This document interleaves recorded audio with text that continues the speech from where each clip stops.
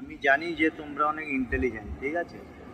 তো ইন্টেলিজেন্টদের এবার ছোটো করে একটা সাজেশন দে, যেটা আমরা ভুল করি। যদি ছোটো দিক দিয়ে ভাবতে যাই তাহলে বলবো যে মাধ্যমিকের পরে বা আরও ভালো যে এইচএসের পরে, এসে পরে আমরা কী ডিসিশান নেবো বা কী নেব। তাই তুমি দেখবে প্রত্যেকে নিজের যে রিলেটিভ আছে তো তাকে গিয়ে সে জিজ্ঞেস করবে যে আমি কী করবো, বা সে নিজে থেকেই আসবে তোমাকে সাজেশান দিতে।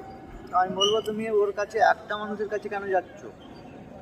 তুমি 5টা মানুষের কাছে যাও না, 10টা 15টা 20টা, পয়সা লাগে নাকি? সবার কাছে যাও, সাজেশান নাও, কিন্তু করো নিজের, নিজে যেটা মনে যেটা লাগবে সেটাই শোনো সবার, করো নিজে। মানে এটার হিন্দিতে যেটা বলা হয় করো শক্তি, না এটা না, তাহলে কোনটা?